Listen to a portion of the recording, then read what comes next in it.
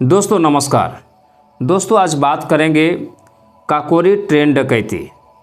आखिर क्रांतिकारियों ने काकोरी ट्रेन क्यों लूटा, क्या ज़रूरत पड़ा था।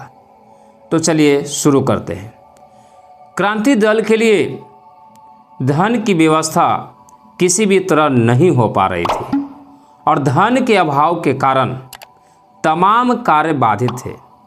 एक बार बैठक में फिर किसी डकैती की चर्चा आने पर आज़ाद ने कहा कि अब हम आम जन की यहाँ डकैती नहीं डालेंगे, इससे समाज में गलत संदेश जाता है। पंडित राम प्रसाद बिस्मिल ने भी उनकी इस बात को स्वीकार किया, परंतु सवाल तो अब भी वही था कि धन आए कहाँ से, और धन के बिना तो कोई काम चल नहीं सकता था। अंत में यह निश्चय किया गया कि अब सरकारी खजाने को लूटा जाए। आखिर वह पैसा तो देश का ही है, जिससे यह सरकार देश के लोगों को ही गुलामी के जंजीरों में जकड़ने के लिए इस्तेमाल करती है। हालांकि दल के कुछ सदस्य इस विचार से सहमत नहीं थे। उनका कहना था कि सरकारी खजाने को लूटने का अर्थ होगा सरकार को सीधे चुनौती देना, और तब सरकार अपनी सारी ताकत उन्हें गिरफ्तार करने में लगा देगी। जब तक दल पूर्णतः मजबूत नहीं हो जाता, ऐसा करना हितकर नहीं होगा। परंतु दल के अधिकांश लोगों की राय यही थी कि अगर लूटना ही है तो सरकारी खजाने को ही लूटा जाए, आगे जो होगा देखा जाएगा। वैसे भी सरकार कौन सा उन्हें छोड़ने वाली थी, वे तो वैसे भी सरकार की आंखों की किरकिरी बने हुए थे। आखिरकार सबने एक मत से सरकारी खजाना लूटने की सहमति दे दी। तय किया गया कि 8 नंबर डाउन पैसेंजर जो मुरादाबाद की ओर से आती है, काकोरी स्टेशन के आउटर सिग्नल पर रोक कर लूटा जाए। आउटर सिग्नल पर आते आते ट्रेन की गति काफ़ी धीमी हो जाती थी। ऐसे में उसे उसी जगह पर रोककर लूटना ज़्यादा आसान था। दल में लोगों का पक्का पता था कि इसी ट्रेन से सभी स्टेशनों पर से बटोरा गया पैसा लखनऊ के सरकारी खजाने में जमा करने के लिए भेजा जाता था। 9 अगस्त 1925 का दिन था। उस दिन हवा की गति रोज से कुछ ज़्यादा तेज़ थी। मुरादाबाद की ओर से आने वाली 8 नंबर डाउन पैसेंजर आकर बालामऊ स्टेशन पर रुकी। बालामऊ स्टेशन से 3 लोग दूसरे दर्जे में सवार हुए और 7 लोग तीसरे दर्जे में। इंजन ने सीटी दी और ट्रेन चल पड़ी।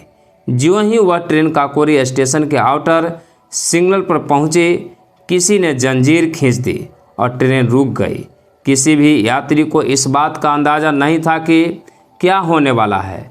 वैसे भी इस योजना को बनाते समय ही यह बात तय कर ली गई थी कि किसी भी यात्री को कोई नुकसान नहीं पहुंचाया जाएगा। अगर बहुत आवश्यक हुआ तो हवाई फायर करके धमकी दी जा सकती थी।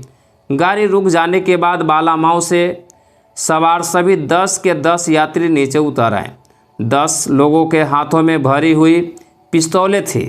इंजन के ड्राइवर और फायरमैन को उनमें से 2 लोगों ने जाकर पहले ही बांध दिया था।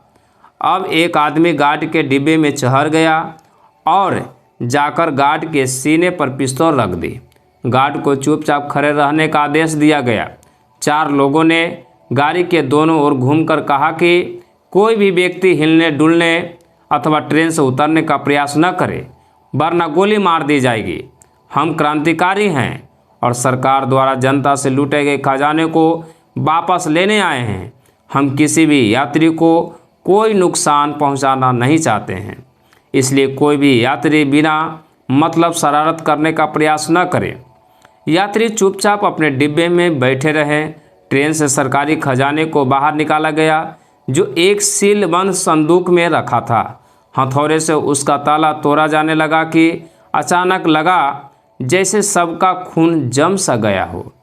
दूर किसी ट्रेन के आने की आवाज़ आ रही थी। बिस्मिल ने धीरे से कहा, लगता है पंजाब मेल आ रही है।